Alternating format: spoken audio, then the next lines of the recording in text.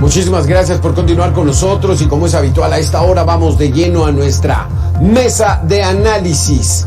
Le doy la bienvenida al maestro Fernando Schute Elguero, analista en seguridad pública y seguridad nacional. Muchísimas gracias por estar con nosotros, maestro Fernando.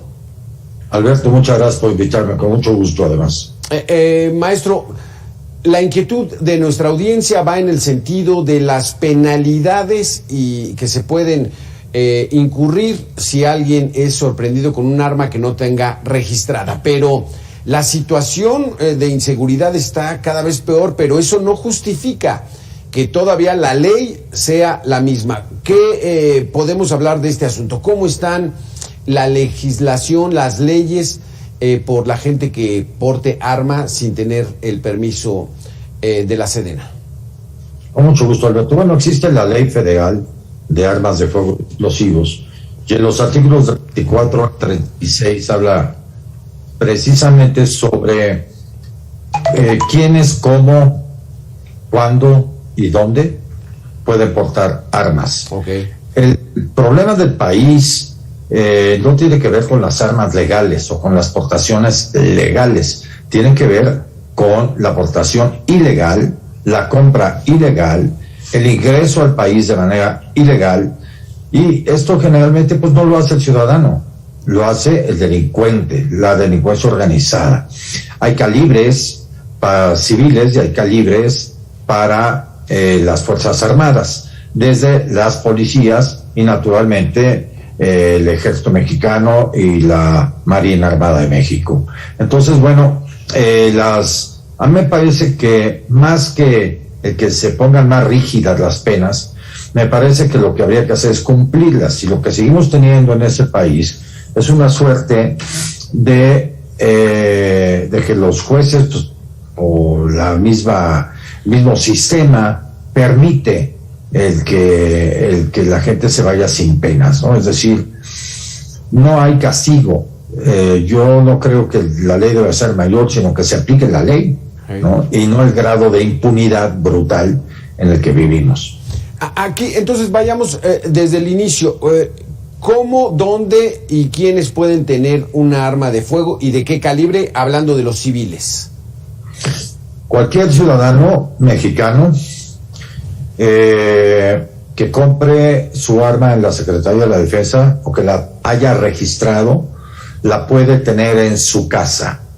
Calibres hasta el 32 especial, 357 Magnum, pero lo más común es el 9 corto o 380 milímetros. Esto es los calibres desde, digamos, el 22, el 25 hasta el 380. Aunque sí se puede tener 38 especial y se puede tener 357 Magnum, que es un 38 especial con una mayor carga de pólvora.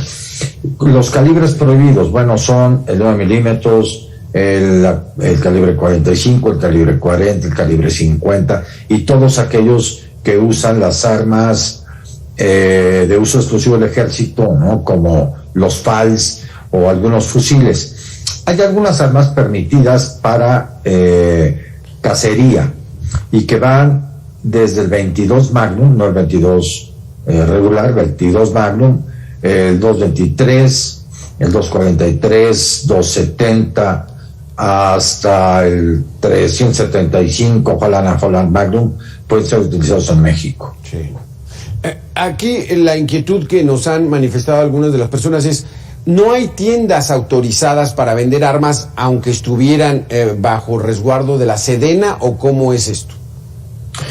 Solamente la Sedena, una parte que se llama DECAM, que es la Dirección de Armas de Fuego, de comercialización de armas de fuego, es la única autorizada para vender armas. En la época de el presidente Salinas se abrió una tienda por el Pedregal de San Ángel, en el sur de la Ciudad de México, que era de el cuñado de Salinas, el cual le otorgaron un permiso especial para vender armas, y se terminó con esto.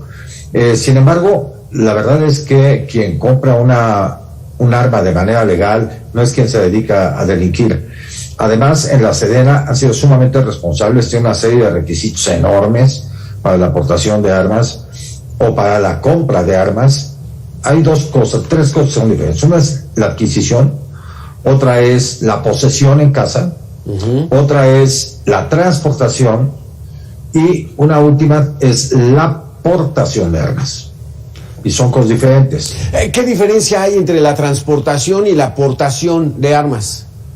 Si yo voy a una competencia de tiro o yo voy de cacería a algún lado, tengo que llevar mis armas que solamente son para el fin que busco, cacería o tiro, desabastecidas y en estuches.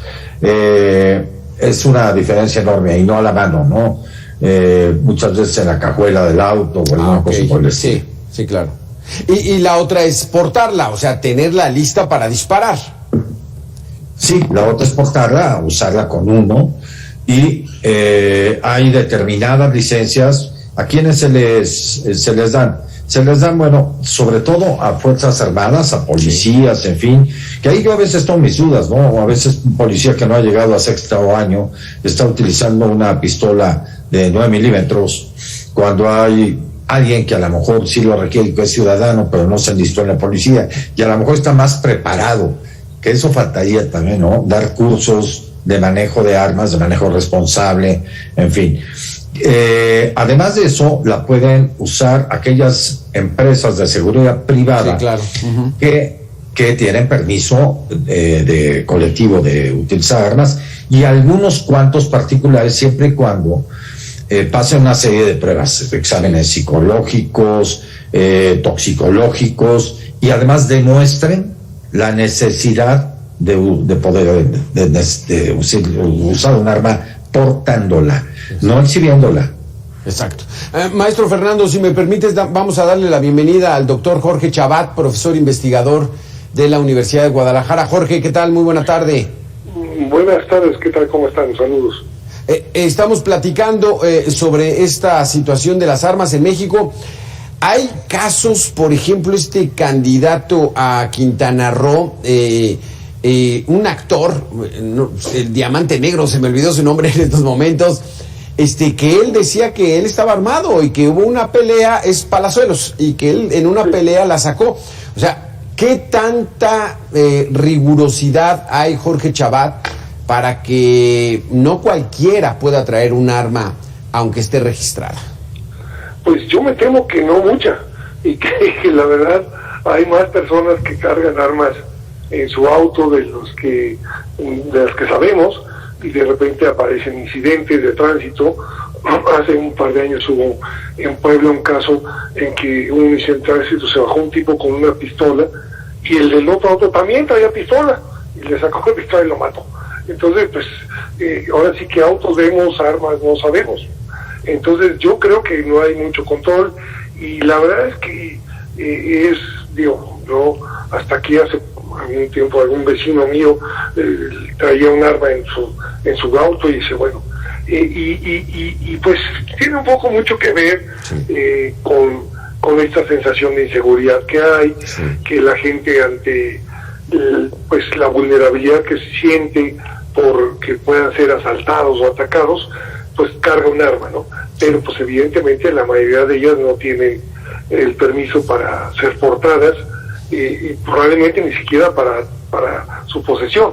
Entonces, pues sí, los controles no son muy efectivos, y pues desde luego eso aumenta los riesgos de incidentes violentos y de muertes y de heridos. Jorge, porque la legislación actual establece que al interior de la casa, como una herramienta para defenderse, puede tener un arma, pero cuando ya la llevan en el auto, no está permitido llevarla en el auto, ¿sí? No, desde luego que a menos que tenga un permiso de portación, ¿no? De arma, que son muy contados que los que da la Sedena, pero incluso en la casa tampoco muchos la tienen también dentro de su casa sin el permiso correspondiente de posesión, ¿no? Entonces yo creo que sí tenemos un problema de que hay muchas más armas de las que vemos, no solamente en nosotros, sino desde luego en las casas, pero yo insisto, en nosotros hay más de las que uno se imagina. Entonces, pues sí, digo, ahí hay un problema de control que no es fácil, porque tenemos que las autoridades se metan a cada casa para ver si tienen armas o no, pues es muy complicado. Pero sí tenemos ahí un problema, digo, no como el que hay en Estados Unidos, donde hay estados donde incluso la gente las porta en la cintura, como en el viejo en la calle, ¿no? A la vista de todos, ¿no? Pero bueno, sí tenemos ahí una problemática, ¿no? Uno de los problemas, maestro Fernando, de los Estados Unidos es de que hay extrema facilidad para conseguir un arma legal, ¿no? Pagando, pues es un sistema capitalista, es un negocio, hay muchas tiendas, uno paga, le dan su arma. El problema aquí en México es de que vemos estas imágenes de asaltos en transporte público y sacan sus armas, y aquí también se consiguen, no con esa facilidad de ir a pagarlas, sino en el mercado negro, maestro. Sí, a ver, en Estados Unidos es totalmente diferente. En Estados Unidos, a pesar de lo que acaba de suceder en Texas, la verdad es que en Texas casi cualquier persona puede portar un arma, siempre y cuando demuestre ser ciudadano, tenga una licencia de conducir y además tome un curso. En México, la Secretaría de la Defensa hace una prueba balística y se queda con la ojiva y nos dan el casquillo cuando compra uno un arma. En Estados Unidos eso no sucede. Aquí en México solamente los ciudadanos no militares o no pertenecientes a las Fuerzas Armadas solamente pueden utilizar, comprar determinados calibres.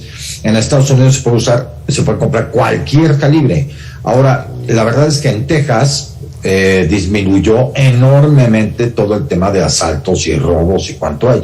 Y la gran mayoría de la gente la usa bien, la usa legalmente y saben usarla.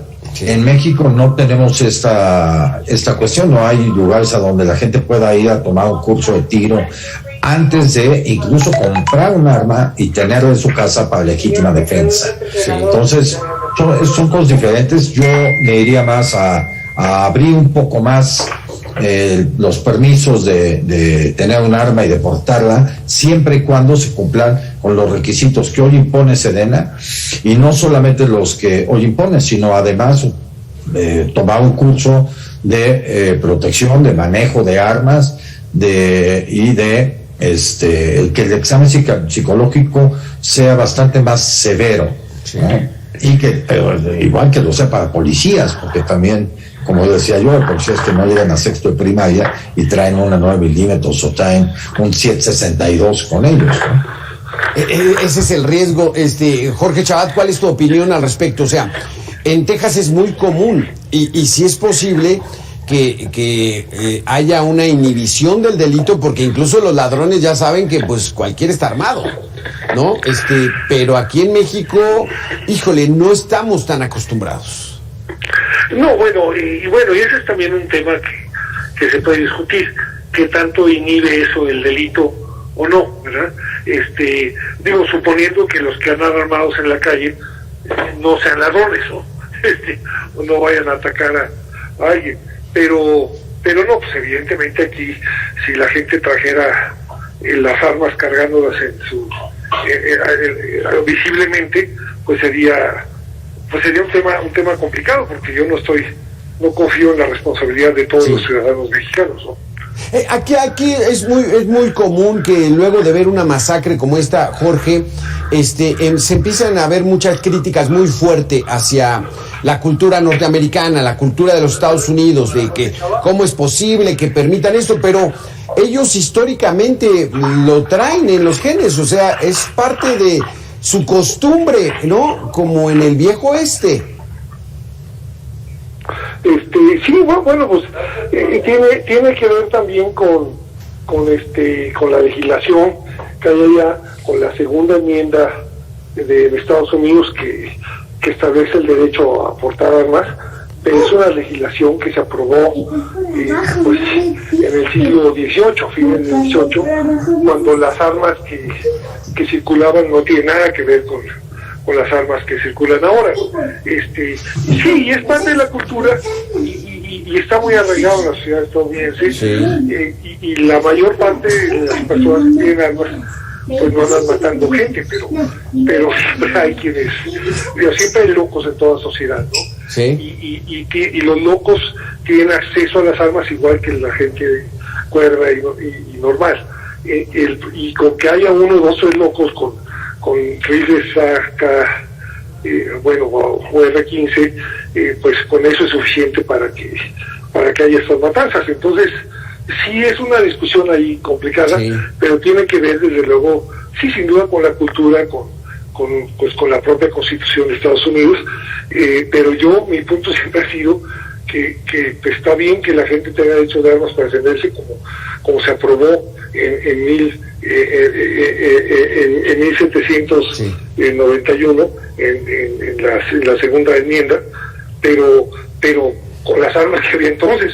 Yo no estoy muy seguro que los padres fundadores de Estados Unidos hubieran conocido, sí, claro, las armas que se cubren ahora, pues esto ya es. Y aún así, claro, no quiere decir que no se puedan regular. El problema es que a partir de 2004 se quitó la prohibición de venta de armas de asalto, y de estos rifles que son semiautomáticos, pero en la práctica, sí, son casi automáticos. Y ahí pues tenemos esos ya no son para defenderse, son para matar, ¿no? Entonces, exacto, sí hay un problema ahí complicado y de regulación que, pues bueno, en fin, tiene que ver con la historia y con los cabildeos de la Asociación Nacional de Rifle, etcétera, ¿no? Sí. Entonces, pues sí, es un tema complejo. Sí, es un tema no difícil. Se nos acaba el tiempo, maestro Fernando, pero yo quisiera escuchar tu opinión. O sea, sí hay cierta facilidad, es una costumbre, es una tradición, o sea, es parte de su idiosincrasia de los norteamericanos, el estar armados. Pero vender estos rifles AR-15 no es exagerado, o sea, decirles, a ver, una cosa es tener un arma y no un arma de asalto. Alberto, coincido contigo plenamente, o sea, y no es solamente parte de su idiosincrasia, es una cultura y además es un derecho que tienen por ley como lo tenemos nosotros. Nada más, sí me parece insensato vender armas de asalto o granadas de fragmentación u otro tipo de cosas a gente que no tiene escrúpulos, ¿no? Y aunque los tenga, no son parte de las Fuerzas Armadas. Esto me parece que no debería de ser ni en Estados Unidos ni en ningún otro país. Hay muchos países, te vas a Oriente, ¿no? Te vas a países árabes en donde venden absolutamente todo en el mercado negro. Aquí en el mercado negro se consigue casi todo y también muchas de las armas que usan los asaltantes de transporte público y tal, ni siquiera son de ellos, son rentadas, lo cual es un negocio adicional. Y curiosamente, se busca el que los ciudadanos no tengamos acceso a las armas o a cierto tipo de armas, pero los delincuentes siempre lo tendrán. Entonces, bueno, esto me parece pues un poquito una incongruencia digno de ser analizado, sí, a través de muchos puntos de vista. Exacto. Más allá de los abrazos, no balazos, hay que entrarle a la discusión de lleno a este tema que es sumamente interesante porque el mercado negro abastece y ahora que nos dices que hasta la rentan, no, pues entonces es un negocio redondo. Muchísimas gracias, maestro Fernando, muchísimas gracias, doctor Jorge Chabat, por haber estado con nosotros, muy interesantes. Esperamos tener más adelante más plática sobre este interesante tema. Gracias a los dos. Gracias a los dos y un saludo a Jorge. Sí, gracias. Saludos. Hasta aquí este espacio de información, tarde de viernes. Qué interesante el tema de Mega Noticias.